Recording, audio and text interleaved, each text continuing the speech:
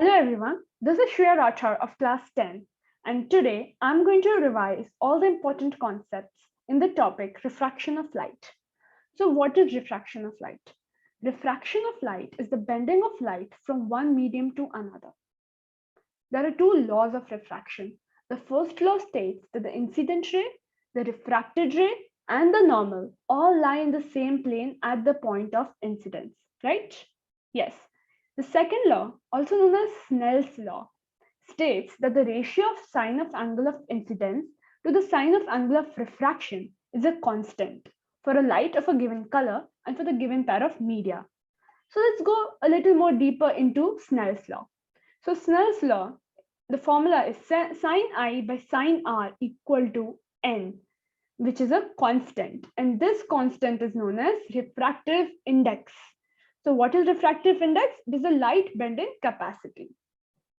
So three things we should remember. Higher the refractive index, higher will be the optical density, lesser will be the speed, and more will be the bending. So from this, we can conclude that the refractive index is directly proportional to the optical density and inversely proportional to the speed. So now we know that refractive index are of two types, absolute and relative. Absolute refractive index is given by the formula n equal to c by v, where c is the speed of light in air and v is the speed of light in medium.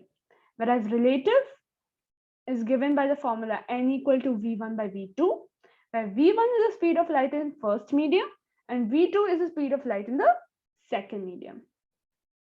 So now these are the three diagrams which are very important. Okay, so the first one is when a light ray passes or goes from a rarer medium to a denser medium, the refracted ray bends towards the normal. Here you can see in the diagram that the refracted ray has bent towards the normal and the speed of light decreases. So why does the speed of light decrease? Because it's going from a rarer medium to a denser medium, right? And here your angle I will be greater than angle R.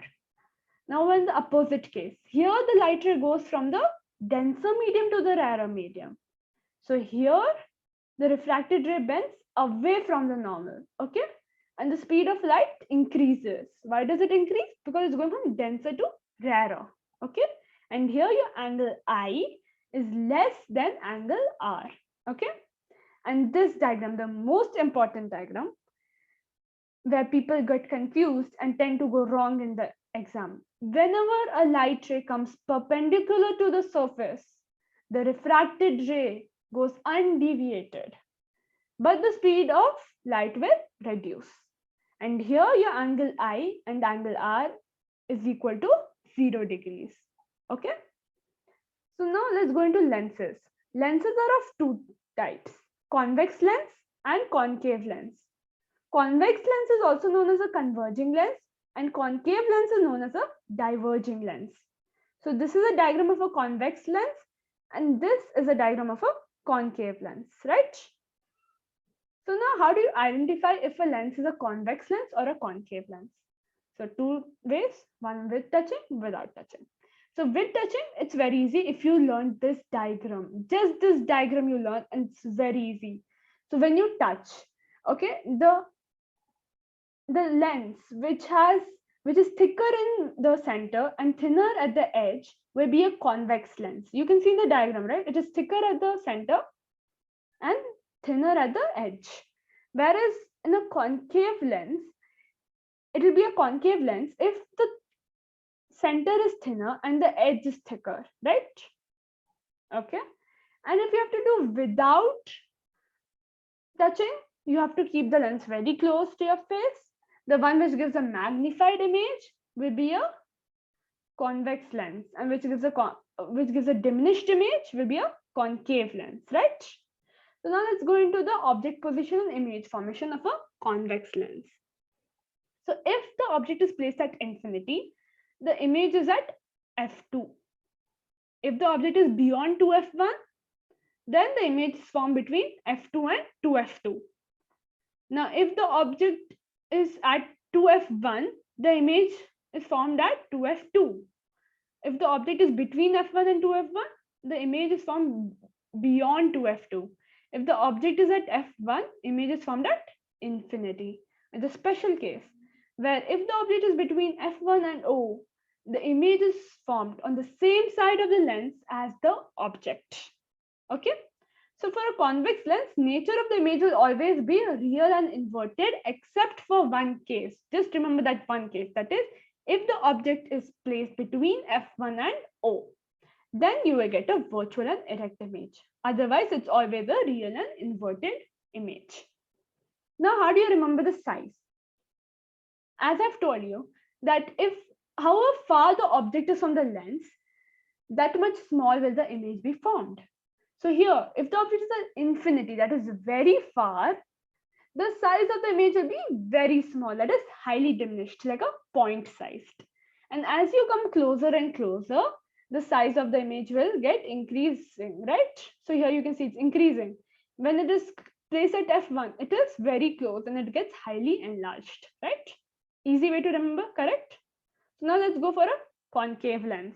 Concave lens has only two cases. First case, if the object is at infinity, the image is formed at f1. And if the object is between infinity and O, that is anywhere between infinity and O, the image is between f1 and O, right? And for a concave lens, the image formed will always be virtual, erect, and diminished. Always. No chance of any other case. Okay. So now let's go into the sign convention. So for a concave lens, sign convention is very easy because here all the distances are negative and the heights are positive. But for a convex lens, U is negative, right? U will always be negative for any lens, right? Because the object is always placed in the left side of the lens, right? V will be plus or minus based on if the image is real or virtual, right? If it's real, it'll be in the right side of the lens, so it'll be plus. And if it's a virtual image, it'll be on the left side of the lens, so it'll be minus. Focal length will always be plus. The height of the object, that is h1, will always be plus, whereas your height of the image, h2, will either be plus or minus based on the image. If it's a real image, it'll be minus because it's always inverted, it'll be below the principal axis, it'll be minus. Whereas if it's a virtual image, it'll always be erect above the principal axis and it'll be plus. Okay. So now lens formula. Lens formula is 1 by V minus 1 by U equal to 1 by F. So people get confused between mirror formula and lens formula. Mirror formula is 1 by V plus 1 by U equal to 1 by F. Whereas lens formula is 1 by V minus 1 by U equal to 1 by F. So you have to remember this, okay? Now magnification formula for lens is a bit different from the one of your mirror. This formula remains same for both lens and mirror. That is m equal to h2 by h1. But m equal to v by u is for a lens. Whereas for a mirror, m equal to minus v by u. Right? Okay. So now the last topic. Power of a lens.